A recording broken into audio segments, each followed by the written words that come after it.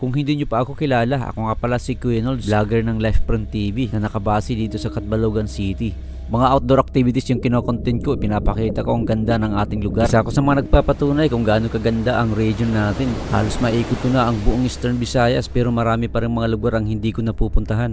At sa bidyong ito, isang lugar naman ang ipapakita ko sa inyo. Mula sa Catbalogan at Paloliti, nagbiyahe kami papunta ng Marabot, Samar para mapuntahan namin ang maliit na islang ito.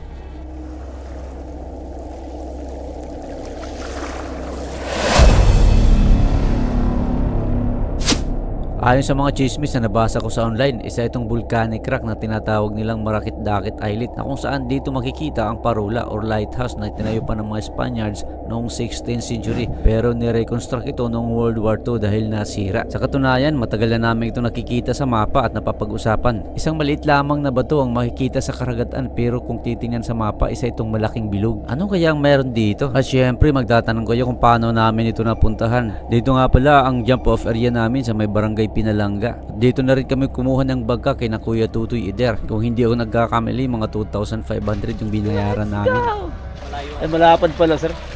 Ada kanto kayo.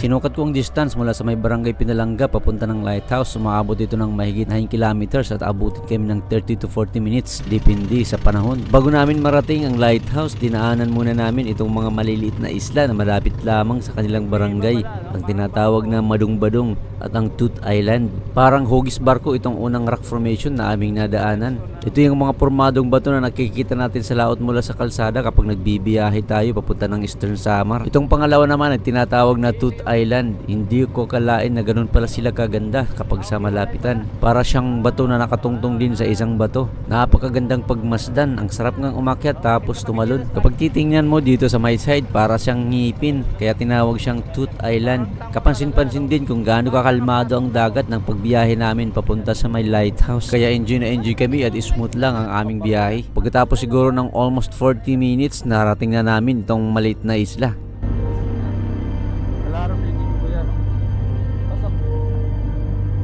Pagkababa namin, napansin kong kakaibang forma ng mga bato dito. Ayon sa aking mga nabasa sa internet na ang volcano rocks ay napupurma dahil sa lava kapag ito ay pumuputok. Kung ang pinagtayuan ng lighthouse na ito ay isang volcanic rocks, malamang nagkaroon ito ng pagsabog noong unang panahon. Pero wala tayong ibang mga nababasang dalye patungkol sa lugar na ito kung nagkaroon nga ba ng pagsabog. Kapansin-pansin din na may mga sira na ang bahagi ng lighthouse na ito. Naglalaglagan na yung mga concert. Okay pa ba ito ang apakan? Ay, butas na dito. Nabutas na dito yung bakal niya. May ipil-ipil dito na nabubuhay.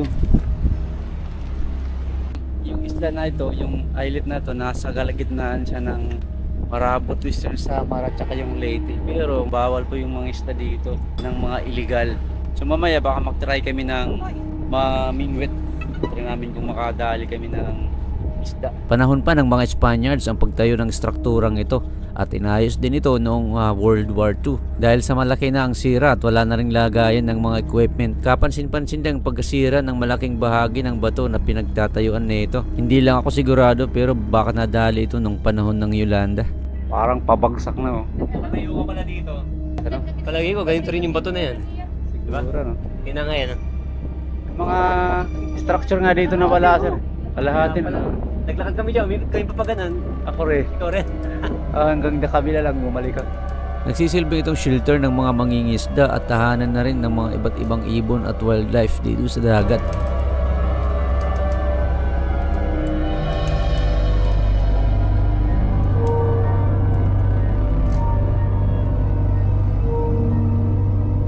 Sinubukan kong mag-cast ng lure dito gamit ang ultralight na setup at iniikot ko rin ang ilang bahagi nito pero wala talagang nagpaparamdam. Tingnan mo naman, meron silang mga isdang meron akong na-discover dito. Ano, meron silang mga tamban na kinakain nila. Yung pala, may mga natrap ditong isda sa ilalim. Kinakain nila. Ang galing ng mga ano na to. Yan o, raming isda.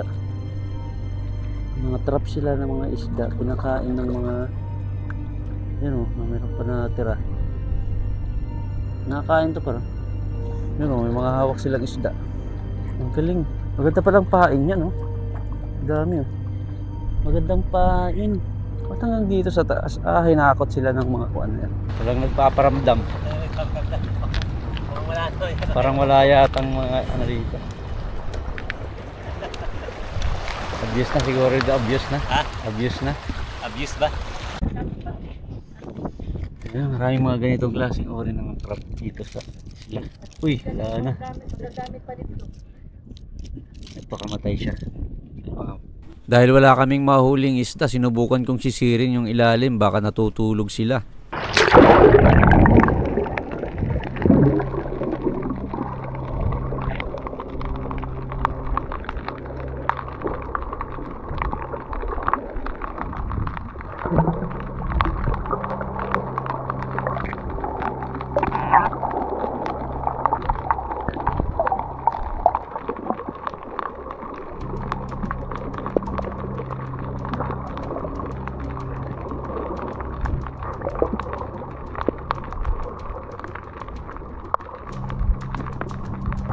Maganda pa yung ilalim ng islang ito. Kaya lang, wala akong makitang mga malaking coral reef. Siguro nasa mas malalim pa na bahagi.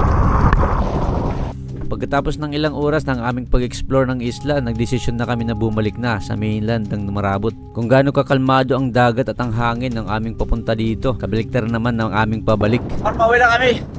Abutan kami ng quick storm, oh. Ang hangin, sa mahirapan kayo magsampan sa bangka.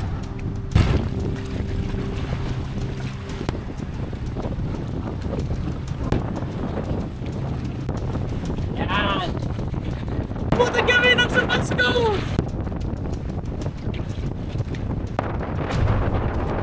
Dabal kita. Madadabal ba? Pandar na. Pandar na, pandar na. Pandar na kayo para makalikungan to. Para hindi kita may double nga to.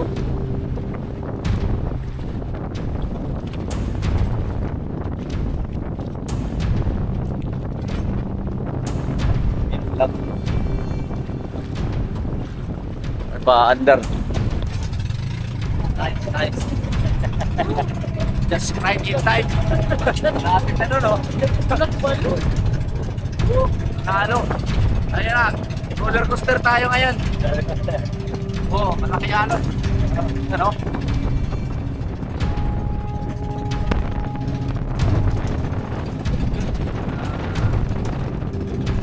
Alam mo pa din kami yan.